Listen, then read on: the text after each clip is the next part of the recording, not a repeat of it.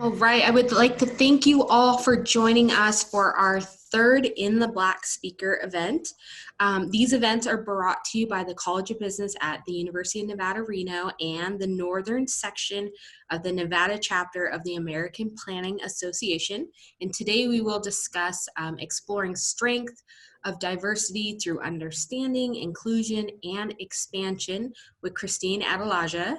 My name is Dr. Stellar Lufrano Jardine, and I'll be your host today. So I'd like to extend a warm welcome to Ms. Adelaja for being with us today. Christine is a guest lecturer with the privilege of teaching juniors, seniors, and graduate students about diversity in the workplace. Her focus has been on how most effective training from an emerging group of business professionals about what is diversity and how to champion it as future employers and current colleagues. With that diverse workforce, it gives businesses so many advantages, including expanded creativity, problem solving, better decision making, increased profitability and productivity, enhanced employee engagement and retention, and it can also improve that company's reputation. So today's presentation will focus on the need for hiring a diverse workforce as well as encouraging diverse thought and retention of employees. So after the presentation, we will open the group up for questions and you will be able to ask them directly. If you'd like me to ask the question for you, go ahead and just put it in the chat. Please stay muted with us throughout unless you're asking a question. And just a reminder that today's educational luncheon is worth a total of 1 AICP CM credits for the AICP members, and a recording will be available after on the chapter's YouTube channel. So I'd love to give a warm welcome to Ms. Christine Adelaja. Thank you. Thank you, thank you. So give me 1 second while I share my screen. We all know how Zoom sharing can go awry. So give me 1 second while I focus on that so I can show you all the presentation and we can get started. All right, can everybody see my screen okay? Yep. Perfect. All right. So first and foremost, my name is Christine Adelaja. Dr. Lufrano Jardine and Dr. Simon have done an amazing job on putting this together, and I do want to thank them for having me. As Stellar had said, I am a guest lecturer within the College of Business for undergraduate students and graduate students on diversity in the workplace, and it's actually a really exciting topic. I find this really exciting. So forgive me if I get fangirl about diversity in regards to all of the cool things that diversity can bring to a company, but also what is diversity. So when I start off this conversation within my own course, I often talk about what is diversity first. Because I don't ever want to assume that everybody knows what we're talking about. And that's kind of a rule of thumb when we talk about diversity in general, whether that's in trainings, whether that is as we're talking about hiring a diverse workforce. Never assume that the people in your room or around you know what you're talking about. Never assume that they know, all of the ins and outs of hiring a diverse workforce, or even what diversity really entails, who we're talking about. So when we talk about diversity, first thing to talk about is the definition of diversity. So the definition is the state of being diverse, so a variety, different. The practice or quality of including others or involving people from a range of different social and ethnic backgrounds, and as well as gender, sexual orientation, etc., is also the action of diversity. So often a term that's also thrown out there, I even threw it out there in my title for this presentation, is inclusion. So what is inclusion? The inclusion is the action of including others and bringing them to include them into a conversation or onto the table. And last but not least, the last word that I just want to make sure that we all are very aware of is equity. So it's to be fair or impartial in regards to all things diversity. But specifically in regards to the workplace. So when we talk about diversity, we always have to make sure that we highlight what is diversity in the workplace and what we're looking for. You want to be explicit when you talk about diversity in your workplace as you're trying to engage the coming colleagues or coming employees, but also as you're engaging higher ups or anybody around you. Be very, very explicit when you talk about diversity because it's a very wide-ranging field. So the first thing to focus on when we talk about or dive into diversity is the protected classes. So when we talk about diversity, often people think of what you can see, right? So when you probably saw the title of this presentation, or when someone asks you about diversity, oftentimes the first thing that comes to mind is race and gender diversity, because there are things that you can visibly see around you. So you can, take a quick picture of the room around you or of all of your colleagues, all of those, photoshopped pictures that we put on our websites. And that's what we present to the world as us being a diverse workforce or a diverse company. But that's only the visual diversity of what's in the room. So when we talk about diversity, we're actually talking about all of the protected class of individuals. This list that's actually listed has evolved. There's more that are included, day in and day out. But they're really focused in regards to protected class and diversity is based off of different legislation and acts that are protective of these different individuals. So if you don't work in HR, you may not really be as familiar with the protected class of people, which is why I always like to also start with this slide as well. But when we talk about diversity, we need to figure out how do you actually recruit and interest people from all of these different categories, all these different representations. So race and color, how are you interesting people from different backgrounds, different cultural backgrounds that may have a different understanding than you do, or a different perspective than you do when we talk about how we see the world. Gender diversity, how do you make a more diverse, gender-rich company and leadership board? What industries, what departments within my own business are very anti-diverse, I guess you would say, in regards to gender. National origin in regards to where you're coming from, because that can change your perspective, can change the cultural aspect of how you see the world, but also how you're kind of interacting with the world. Sex diversity actually is where we've expanded gender. So usually in the past, gender diversity was believed to encompass all of gender in regards to like sexual orientation, gender identity. It's now dropped down in regards to being kind of a separate understanding because we know that it's not the same. Religious diversity, age diversity, and then disability and genetic information. So it's understanding that all of these different areas need to properly be recruited within, but also we need to understand that they're very diverse groups of people and that everyone should have an equitable interaction with our companies, but also an equitable entrance into where we work and what we do. So what does diversity provide for companies?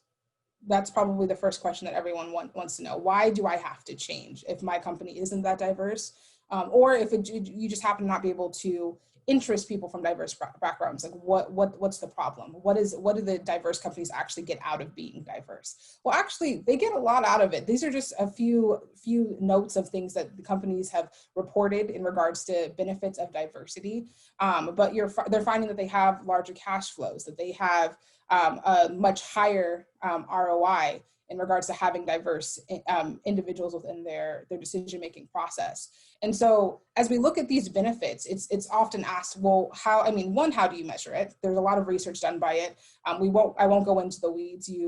Although I have you for today, I know you aren't my students, so I won't make you read all of the research proposals and all the different research that's out there on diversity and what it provides for companies.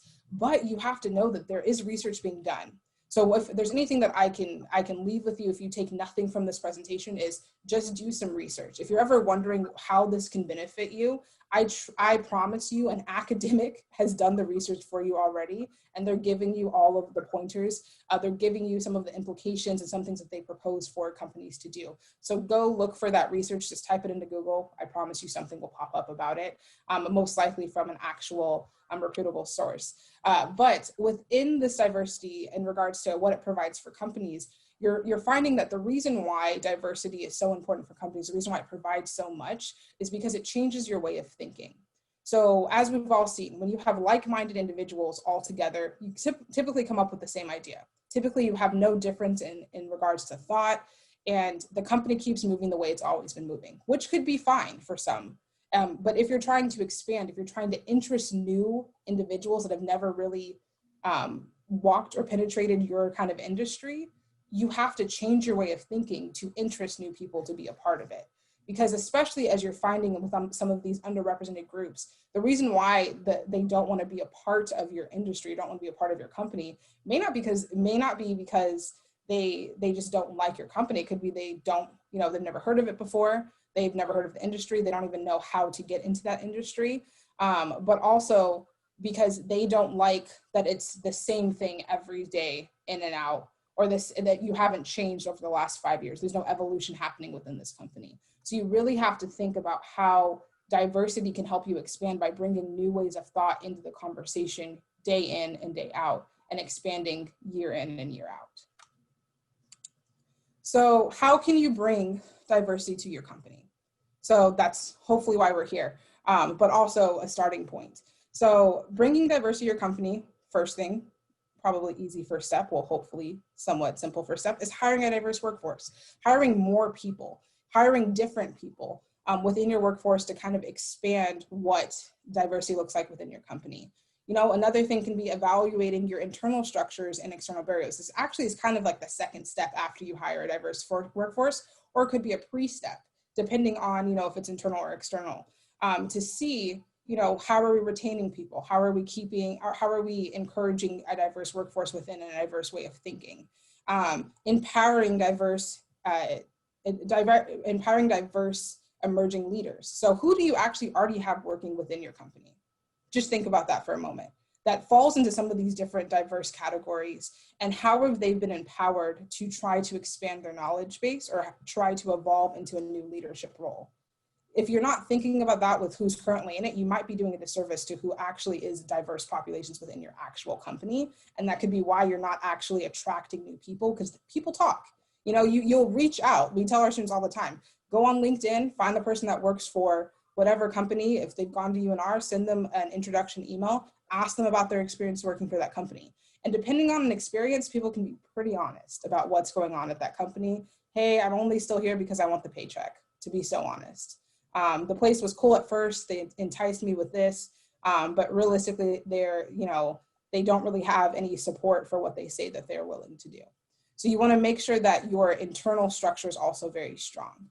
And then creating diverse mentorship. So how are you also interesting those that are coming after you? So the next generation of leaders, the next person that might be in your position as you climb up or as you retire, whatever the case may be, but also outside of your company. So even someone who's looking to get into that industry, maybe they don't work for your company, that would be the goal, but they can be a new professional within your own network and within your own industry. So what are you doing in that regard for those people as well? So we're going to go into depth for all four, but that's kind of a quick preview of what we're kind of focusing with each.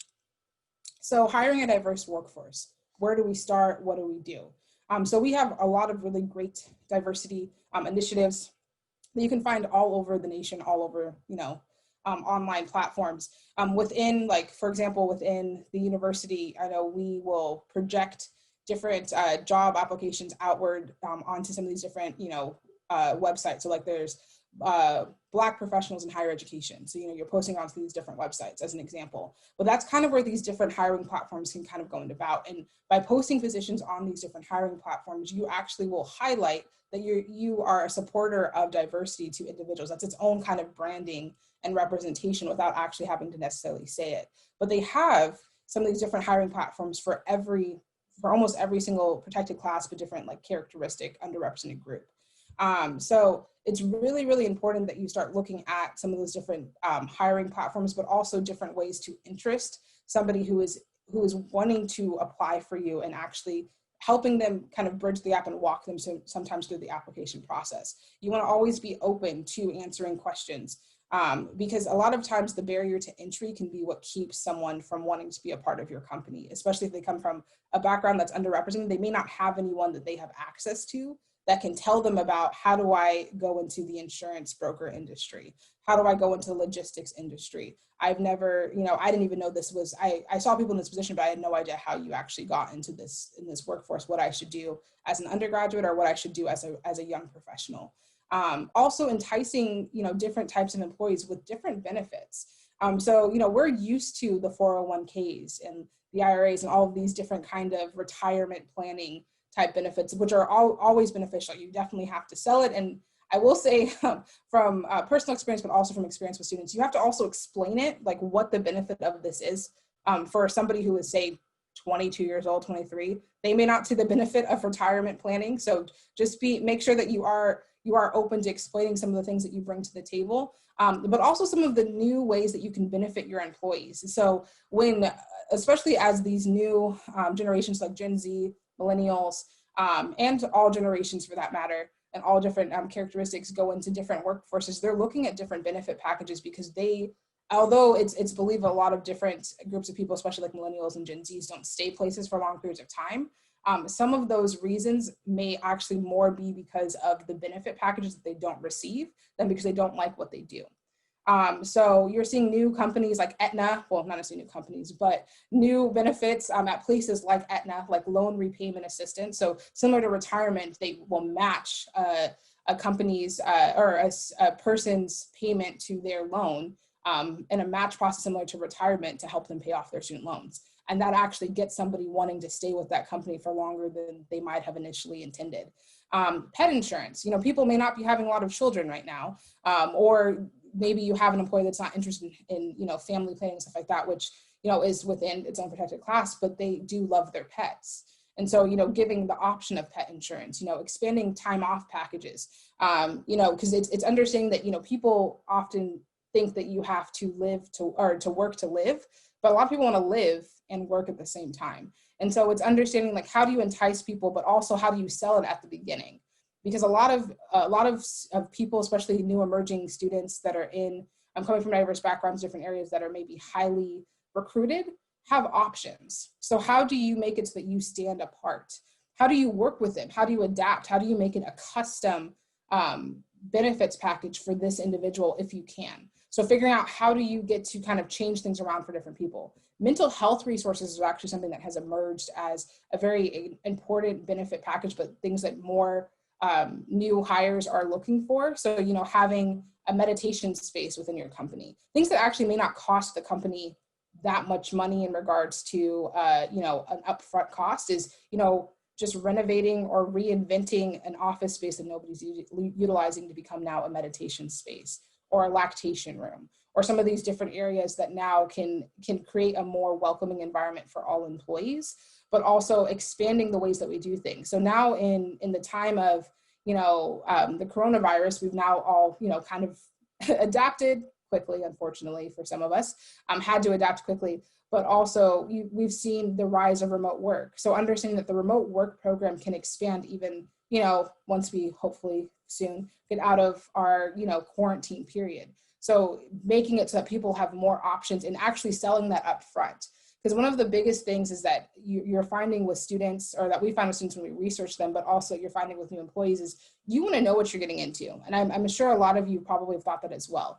I want to know up front when I apply for this job, when I get the job, what benefits I'm going to have. I don't want any surprises, a month in or 4 months in to find out, oh, they don't do A, B, and C. That's how I'm weighing you with another job offer that I may have. So it's understanding that you want to kind of balance out those different rewards. So as we talk about hiring, that's an important first step. And obviously there's a lot of things that you can do within it.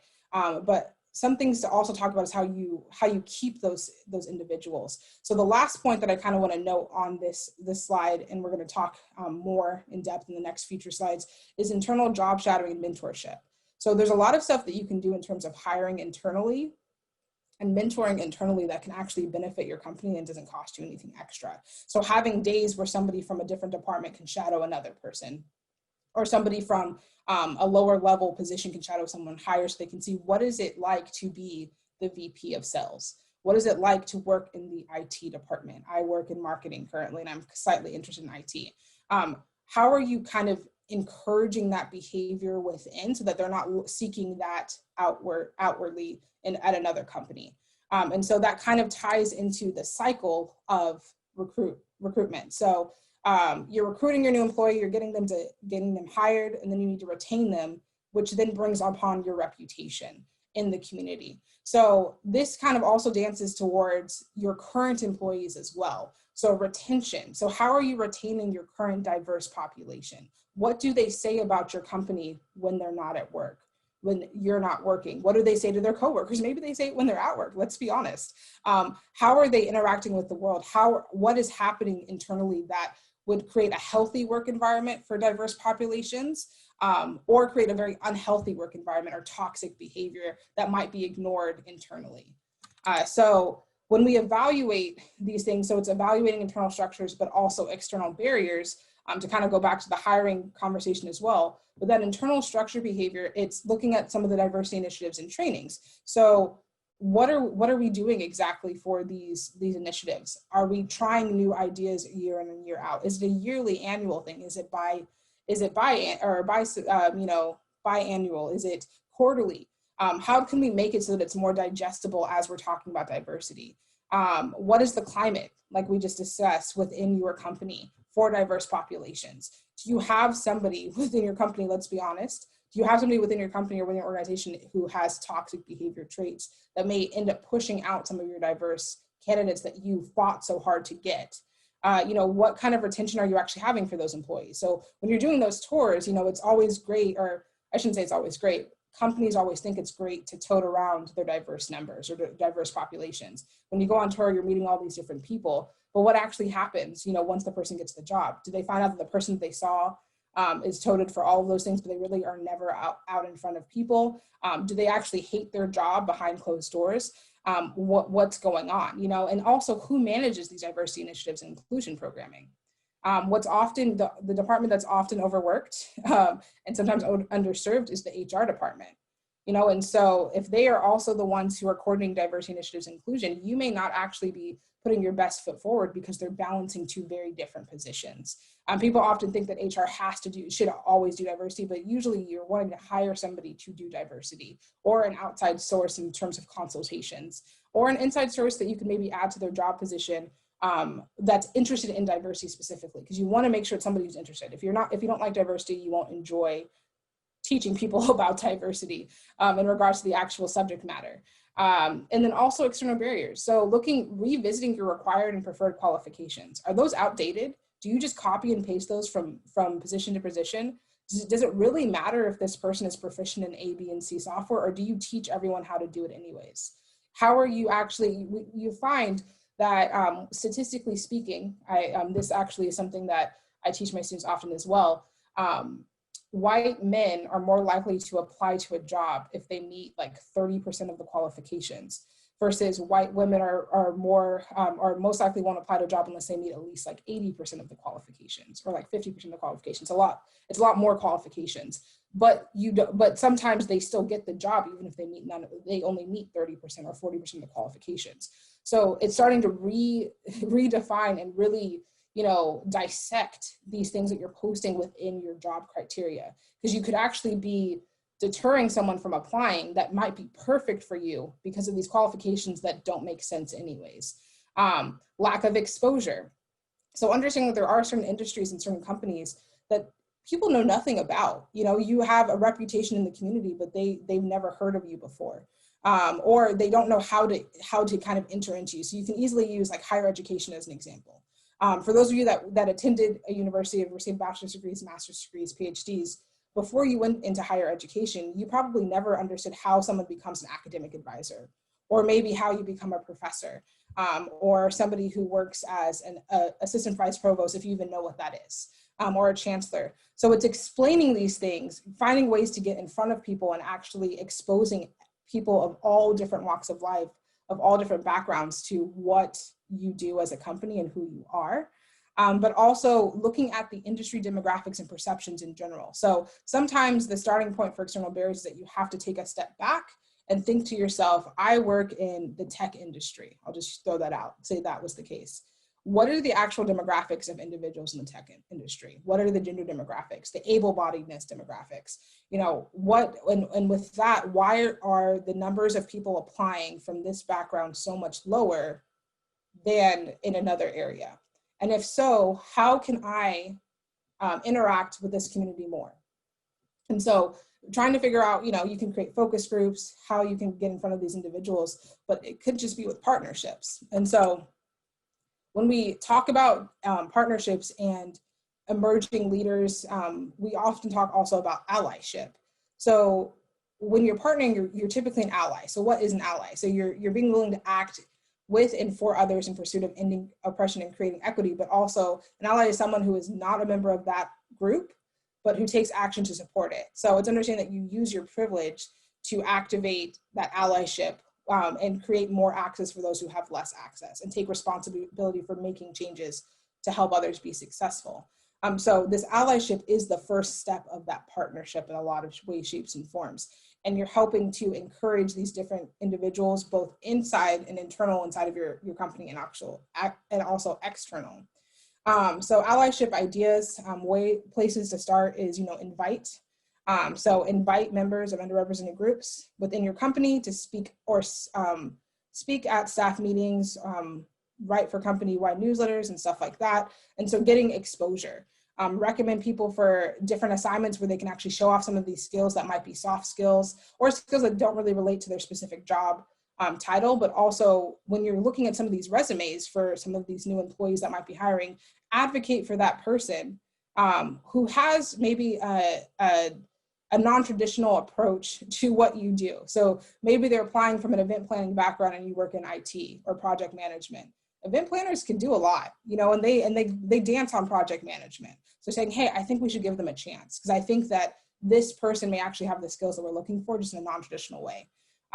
Looking at ways to closely invite people to different events and strategic planning. So looking at those invitations lists, looking at seeing who isn't included. So if you remember, a few moments ago, we talked about like-mindedness. Too many like-minded individuals will not create change. There's no way you can, because no one's going to have a different way of thinking. So figuring out who is not being invited to some of these different events, but also on the hiring committee, on the recruitment committee, when you're going to some of these different recruitment events, who is always the person there? How can we kind of change that up?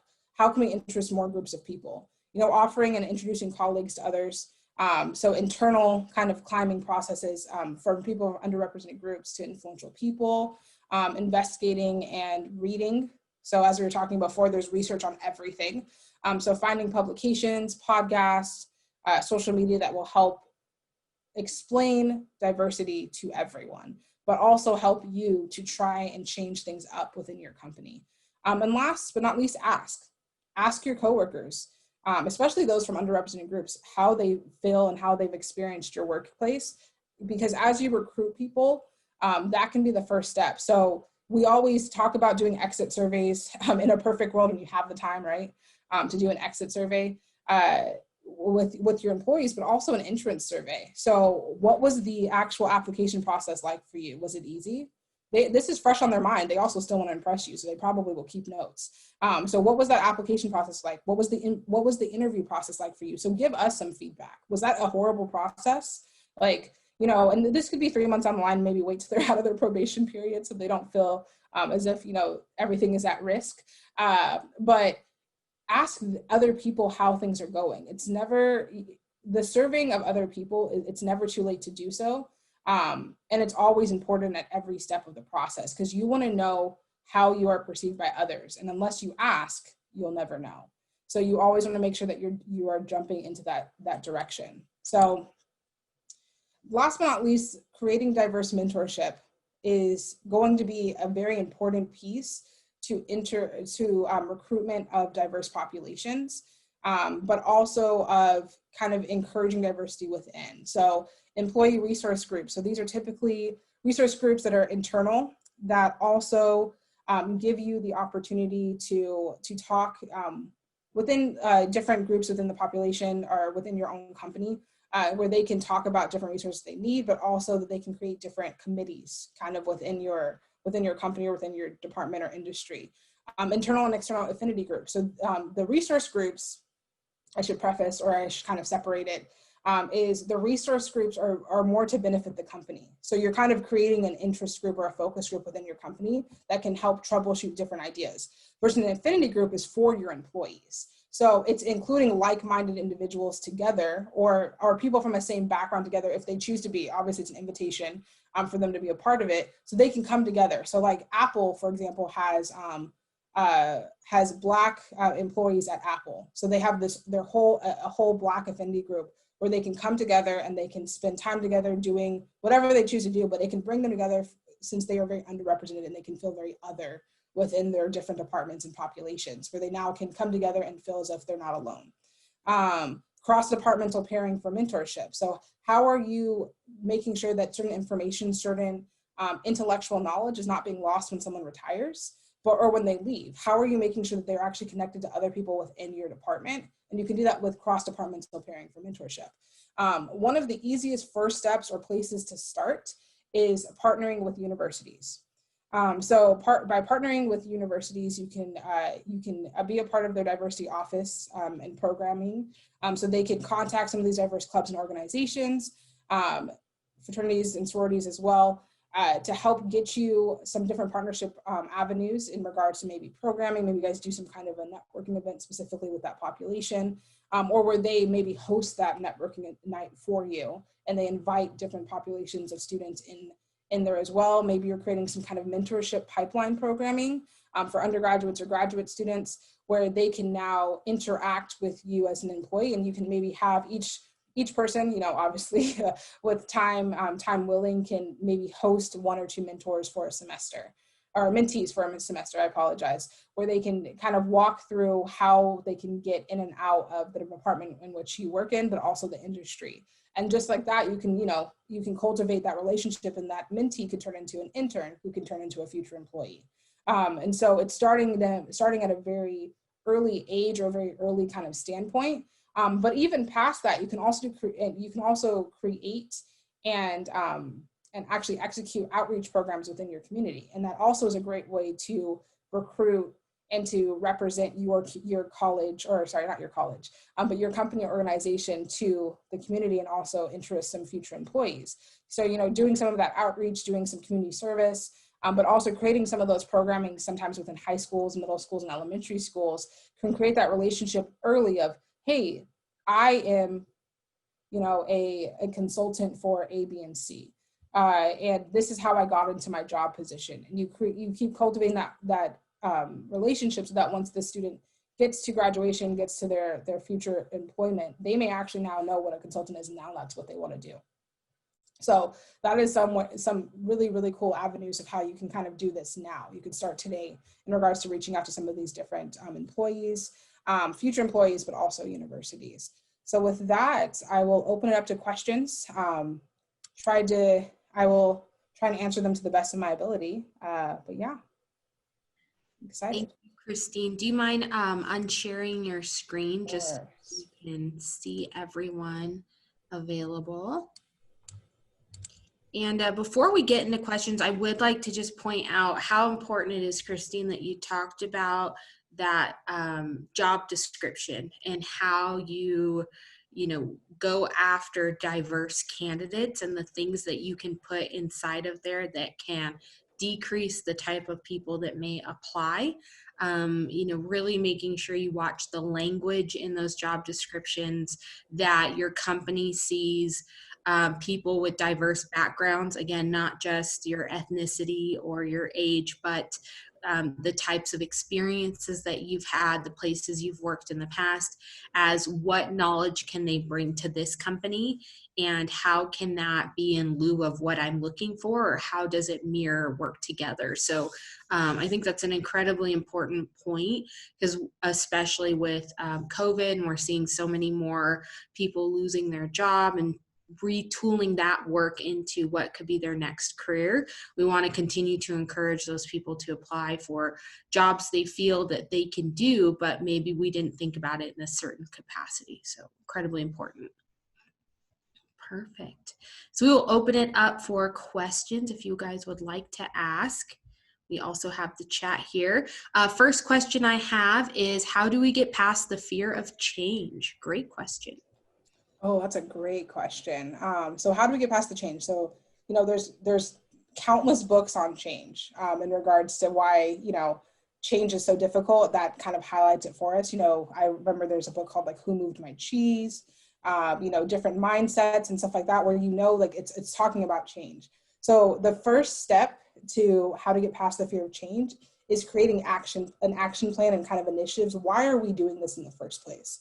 So for those of you that don't like change, I'm one of those people. I mean, I think I can probably say I'm a type A individual. I do not like things moved. I like the process to stay the way it is. Well, I used to be this way a lot more. I've hopefully evolved since then. But When things change, it upsets people and it kind of starts to rock the atmosphere within your company, right? Or within your department. So some of the top ways to start off that process is to kind of outline, why are we doing this in the first place? So as you start to get that anxiety of changing, or as someone starts to get really upset, you go back to that board. You've now, plastered hopefully everywhere why you're doing what you're doing, the action plan steps you're doing, and you can point back to it, say like, hey, Salar, we're doing this because this is the reason why we're doing this. This is the reason why we put this in place, and we're going to try it. We're going to give it a certain amount of time. So when we talk about action plans, obviously there's a lot of different types of action plans that you can utilize, and whatever's best for your company is what's best for your company. But you want to make sure that you are being very clear and explicit about the changes you're making, and why the changes you are making. And so figuring out what that first step is, how long you're going to let that first step kind of run before you kind of give up or you throw your hands in the air, or if you're just not going to allow that. So sometimes you have to go in by saying like, hey, we're going to make this change. We're going to stay, steadfast in our beliefs and how we're doing things, because we know that it will improve our company, and we're not going to give up. Because if you take out the opportunity to give up, people will actually fight a little bit harder to do it. And that communication piece is so important. Coming down from high and saying, we're going to change this and, jump on board, really tough, but explaining what the problem is, how you came to that solution, and, how you're going to assess it going forward can help so many more people jump on and say, yes, I want to be part of this.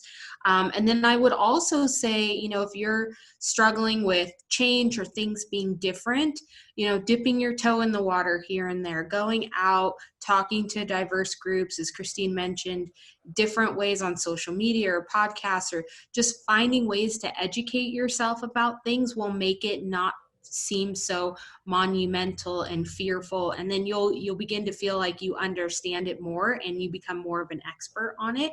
That for me has really helped with being fearful of change, is just becoming more aware of what's going on, and then I'm not on the wayside trying to figure it out. I'm in it, which makes it a lot easier. So we definitely have a second to Who Moved My Cheese. I saw that in the chat. Thank you. And then our next question is, how do you address implicit and microaggressions which can hinder diversity initiatives? Diversity initiatives, or implicit bias and microaggressions. Okay, that's a great question. So there's a lot of ways to address implicit bias and microaggressions. There's a lot of right ways, a lot of wrong ways. Some of the first steps, which I'll be honest, a lot of companies aren't always willing to do, is to have a no exception policy to addressing implicit bias and microaggressions. So making sure that you take a stand on actions and behaviors that are inappropriate in the workplace and they're making your other employees or other colleagues uncomfortable. And so some of the best ways to address it is to one, re-educate. So we do diversity trainings all of the time. Oftentimes within a company, we give too much information at once. You're diving through all of these initiatives that you kind of, especially for those that have like those virtual diversity trainings, you click through them kind of mindlessly. You might be reading a book on the side, let's be honest, or listening to a podcast on your phone, or doing 1,000 other things. But finding a time and a space where people actually come together if possible. I know in this day and age, we don't know if that's going to be sooner or later, but where there's no distractions, where you actually have to listen to what's happening, and kind of making them into more digestible sections of understanding and of teaching. So teaching implicit bias by itself, explaining what is implicit bias, defining it for everybody, but also explaining why it's such an issue within the workplace. So oftentimes, individuals who exhibit these behaviors of being very implicitly biased and having and embodying microaggressive behavior to other people, they think it's funny. They think it's a joke, right? Or maybe they don't think it's that big of an idea. You should stop being so sensitive. I was just, making a joke, or it's really not that big of a deal. You're trying to be politically correct about everything. But explaining to someone what this actually means for another individual and how you make them feel can be kind of what changes everything. So implicit bias, so I see another one. So please give an example of implicit bias, which will tie to this question, the only reason why I jumped past someone. So an example of implicit bias is, so implicit bias first is going to be an internal kind of unconscious unconscious thought process or perspective of a certain individual or of a characteristic group. So like an example of an implicit bias that I typically use for my class is, I'll use it for the example of like, say, a general like sports as this example. So if I say my favorite sport is soccer, right? It actually is. My favorite sport is soccer. So I watch soccer. I enjoy talking about soccer to individuals, enjoy soccer players. I don't secretly dislike, but I kind of dislike the football hysteria because soccer is so much better. If I have a student who's a football player who comes into my classroom asking for certain accommodations, I may already have an implicit bias against them because they aren't what I already have an unconscious preference for. And so some of this implicit bias can come from just an internal structure of thinking about what you're used to or what you prefer, and not recognizing that you have that unconscious kind of thought processes. So when we talk about implicit bias, sometimes we're talking about it with like cultural and racial issues. That implicit bias can come from things that you've kind of been thrown at you and conditioned to believe since you were a child. And so it's, one of the exercises I do in my class is, you'll read certain things and certain stereotypes of different individuals, understand that those become implicit biases. So like when I say single mom, you have an implicit bias that you have an immediate thought of what comes when I say the word or say the phrase single mom or individual single mom. Some people, when they think of single mom, may think of hardworking, superhero. Others may think sad, alone, working 3 jobs. Some of these different stereotypes that come about, but becomes their implicit bias when they think about a certain category. So in the workplace, it can become very, very dangerous when you end up it usually comes for people that are in positions of power, because you now have an implicit bias towards a certain group of people. And now when a promotion goes across your desk or a situation arises in your company, you are biased towards another individual or towards this individual because of something implicitly within your own unconscious. And we just have that human nature to automatically assume we know what's going on with other people. We are taking everything we've learned in our past, filtering through it, and immediately projecting that onto what's going on in the current situation, right? That's how we have survived. So we have to think back to, is this accurate? Politics is a great way to think about our implicit biases and just our ability to automatically assume we know so much just because of what has happened in our past. And we need to take a step back and allow ourselves to relearn and not be fearful of that change, and to relearn the situation, relearn the person, and not just automatically stick them in a bucket and assume that we know everything. And so when we get into those work situations, as Christine had said, we may make really important decisions for other people, not assuming that we, understand them fully, right? Absolutely. And just quickly, sorry, because I want to make sure that I did answer the question. One of the best ways to address it is to make sure that there is documentation, of the behavior that's being made. Figure out who you're going to document it to. That's why I kind of make a touch on HR, because it should not be the sole responsibility of HR to deal with all things diversity, but figure out actually who you're going to talk to and actually what's going to happen after the fact. So if there's guidelines as to what happens when somebody is biased or discriminatory in the workplace, you want to make sure that's clear as day to everybody in your company, so that when ramifications happen, it's not a surprise. And then you're also showing it across the entire industry, but across your entire department or company, that we don't stand for this and we're not okay with it. So you want to make sure that you're not, giving empty threats of like, hey, we want to make sure this is an equitable and inclusive environment, diverse environment, and we don't support any kind of discriminatory behavior. But when stuff happens, nothing comes of it. And now that employee that was discriminated against or was had someone who was microly aggressive against them talks. If a new employee comes, they'll say, hey, watch out for that person. Hey, watch out for this person. You may want to be careful of being, that lunch, the annual luncheon that everyone always is so excited about. I'd actually call in sick that day if I were you, because this is what happened to me.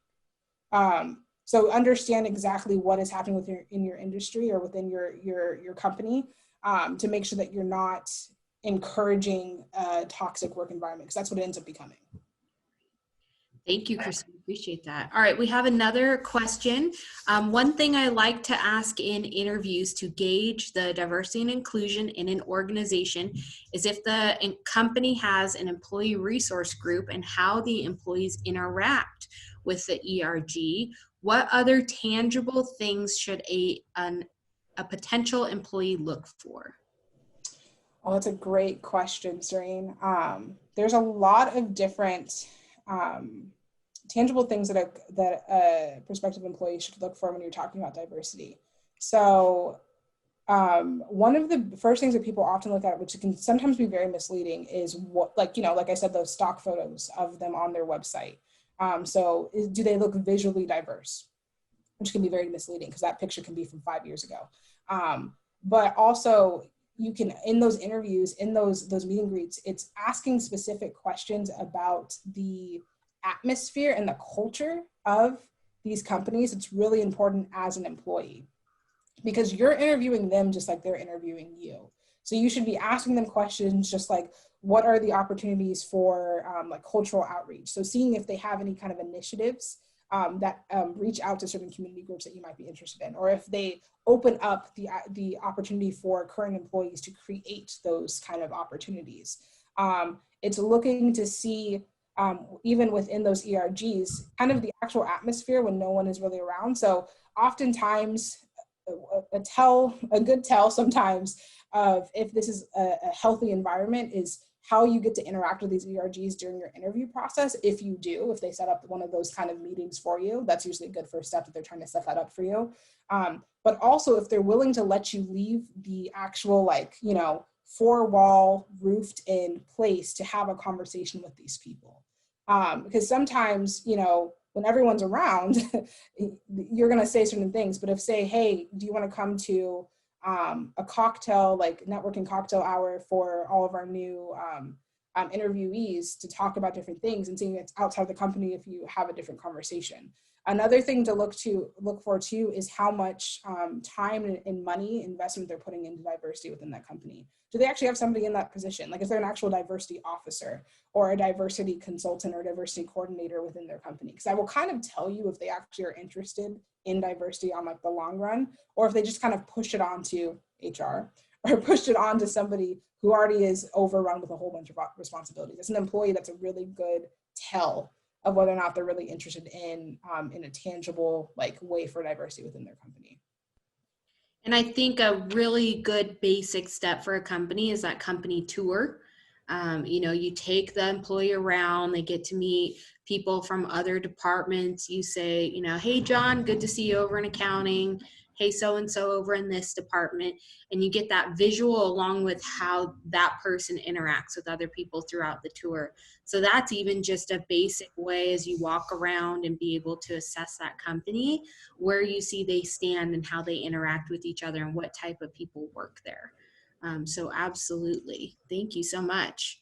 So we have a really good resource here that was posted in the chat for implicit bias, a test.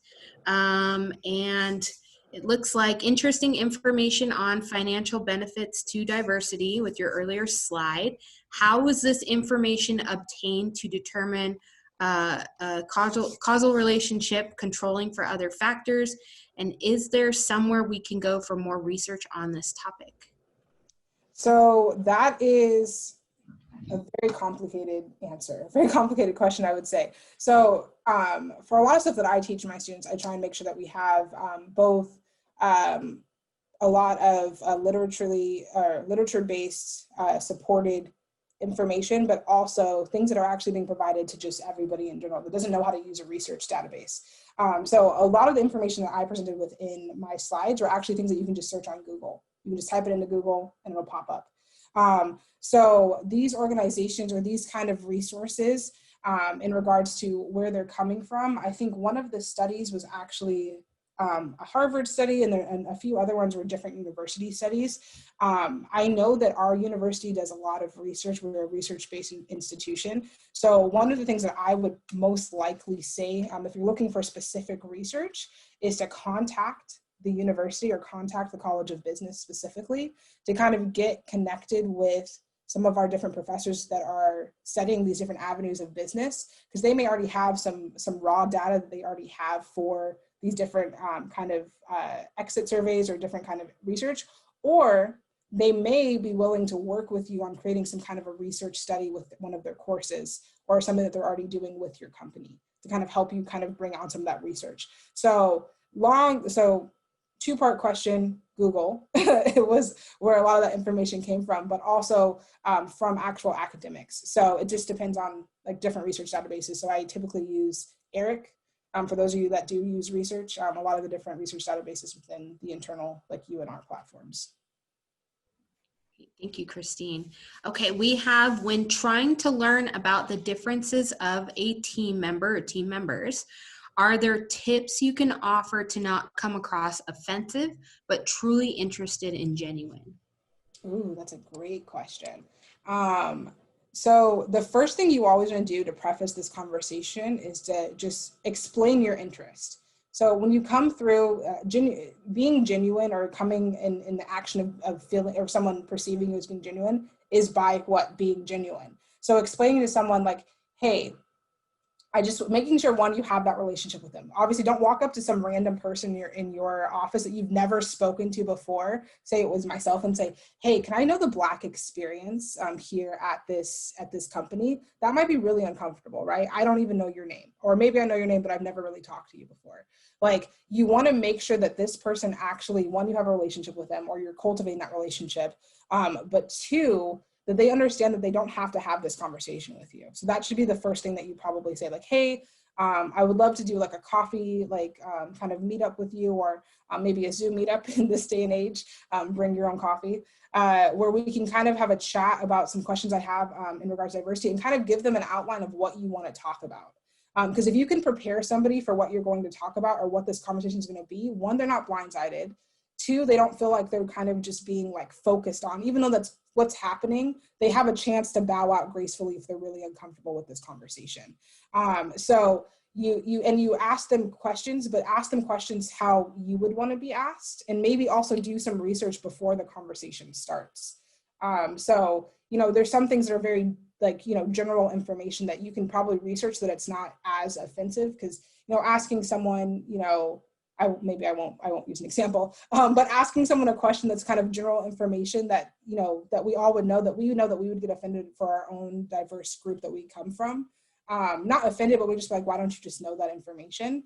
Probably is information that you can also just search on Google, and then ask about later. Try not to do stereotypical questions, or questions about stereotypes of that group of people. But be very honest as to why you're asking these questions in the first place. Like, hey, they want me to be a part of some of these diversity initiatives. I actually would really love to bring you on, but I want to ask you questions as to, your different diverse background and how I should reapproach the way I'm doing things. And I think having a specific goal for what it is you're trying to accomplish out of that conversation is really important, and being able to share that goal with that person. Hey, I'm looking to make sure that we can hire more diverse people, and I would like to know more about your experiences so that I can continue to bring that forward to the hiring committee so that they see different groups and appreciate their differences and see them as being important to this company, because I've seen the great work that you have done. And so being able to share that end goal with that employee is incredibly important too. So it doesn't just come across as, hey, I just want to know this just cause. It's, there's a process and there's a reason for this, and I would like you to be part of that and help me, work through this. So I think that can help, as well as the suggestions Christine had. Thank you so much, Christine. Okay, we have a couple more questions. Let's see. Are there organizations creating pipeline initiatives for employment for protected class individuals? If you know of any, can you share what they're doing? So it's kind of a difficult question to answer. So there's like regional organizations, and there's also nationwide different initiatives. It's hard to answer the question because different industries have created different things. And I will not pretend like I know everything about diversity or everything about every diversity pipeline. I can use some of the examples so that it can kind of give you ideas of things that you could do with your company or things you can kind of look into as for research that I've seen at the university, for example. So I know we've had Digi Girls, which was actually in conjunction with the Career and Corporate Outreach Center through Microsoft, and Solar can correct me if I'm wrong with any of this information, where it brought middle school aged and I think younger high school aged girls onto campus for I think a weekend for a digital like IT technological camp for them to kind of interest them in going into the IT workforce. Because you're finding that women are very underrepresented in the IT industry. And so it was a really, really cool program that the College of Business and Microsoft were able to put on at UNR. And they've done it year after year, where they actually brought these girls onto campus, and it's actually they're teaching them about different IT processes, but also helping them build certain things, which was really cool for them because the tangible piece of it. But it's taught by some of their female leaders within Microsoft. So you also not only get to learn about how to do things that maybe they don't always get access to learning about, but also the representation piece is sometimes what's really important, where it's like, not only, can I learn how to do this, I actually now feel like it's possible because I see somebody that I identify with. There's other avenues that you'll find if you just kind of do different searches. I know they have like a Black Doc program for like Black doctoral students of that kind of pipeline. That's just an example. They also have different industries for like different kind of technical groups. And so the key thing to keep in mind with diversity kind of initiatives and pipelines is that certain things aren't created because you haven't created them yet. So you have access to the Director of Career Services at UNR, for those of you that are, that shameless plug, that are, in the Reno, Northern Nevada community, where you can create some of these pipelines. We've had different companies want to partner with the Black Business Student Association to create some of those different pipelines, some of those different initiatives, so they can start interesting some of our Black business students in being a part of this different company or this different industry. And we're always, open to doing that. But you also, you would be surprised to find out the places that will not deny you or reject you when you're interested in creating some kind of pipeline for new employees or for emerging students and stuff like that. And I would also look into a lot of those companies that do global work, because those global type companies are looking at diverse groups all across the spectrum, like what Christine had shared with us, because they know the power in their workforce throughout the world, right? They're not just saying, I need this segment here in Reno or Northern Nevada or even maybe Nevada. They're looking at how can I recruit the best talent globally? And they've kind of locked down how to get out of people that they're going to be great at that company. So a lot of these international companies, these bigger companies that have been around for a while, they don't always get it right, but they have spent, decades trying to figure out how do we encourage the best talent to be here, regardless of what that background is, right? And we want to make sure we take people from kind of all over the place. And to Christine's point, the College of Business and its Career and Corporate Outreach Center is here to help with a lot of these things. I know Fred also put some resources in the chat for all of you. I help organize a shadowing program. So we take students to companies, they spend half a day, they learn about the company, their industry, the work that they do, and it really opens up, as Christine said earlier, that path to being in one of those types of companies. So a lot of students will feel like they can't make it to where they want to be. And by seeing people in that organization and learning about their path, that it's not just A to Z, that it's all over the place and very muddled, and that you take different opportunities and you showcase your skills in different ways, that helps them understand that, again, all those experiences they have are valuable and they mean something. You just have to make sure you can articulate that well going forward. So, we're here to help. Myself, Christine, Dr. Steinman, we're all available as a resource to make sure that we can help you guys be as diverse and inclusive as absolutely possible. So any final thoughts or questions before we finish up our presentation today? All right, we have some thank yous in the chat. Thank you as well. Excellent. So, yep, thank you all for attending today's presentation on diversity through understanding, inclusion, and expansion. Again, we will share our presentation with all of you as a reference. And then we hope you can join us on January 5th. That will be our next event where we will host LaVonna Blair Lewis to discuss race, place, and health. And we'll get some details out to you soon about that so you can attend our 4th in the Black series. So again, thank you all for attending. Thank you so much, Ms. Adelaja, for being with us today and giving us a fantastic presentation on how we can all encourage diversity in the workplace.